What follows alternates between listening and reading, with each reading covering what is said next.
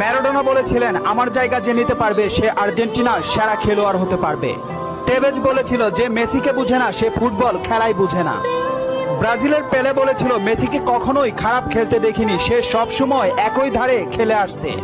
Pep Guardiola বলেছিলেন, মেসিকে নিয়ে কিছু লিখবেন না, না লিখে ওকে শুধু দেখে যান, কেননা কোনো কোচ বা সিস্টেম তাকে আটকাতে পারে না।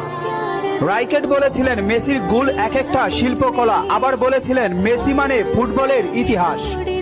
ব্রাজিলের রোনালদো বলেছিলেন, মেসিকে অনেক বেশি কমফিট মনে হয়। ফিকো বলেছিলেন, মেসিকে দেখা মানে অর্গজমের পর অবিশ্বাস্য। জাভি বলেছিলেন, মেসি অন্যদের থেকে কতটা এগিয়ে এটা যারা বুঝে না তারা অন্ধ। ইনিয়েস্তা বলেছিলেন, মেসি যা পারে অন্যরা তা পারে না, বার্সেলোনা আর কখনোই আরেকটা মেসি পাবে না। ব্রাজিলের রোনালদিনহো বলেছিলেন, আমি একবার বিশ্ব সেরা হয়েছিলাম, কিন্তু তখনও বার্সার সেরা প্লেয়ার হতে পারিনি, কারণ তখন বার্সাতে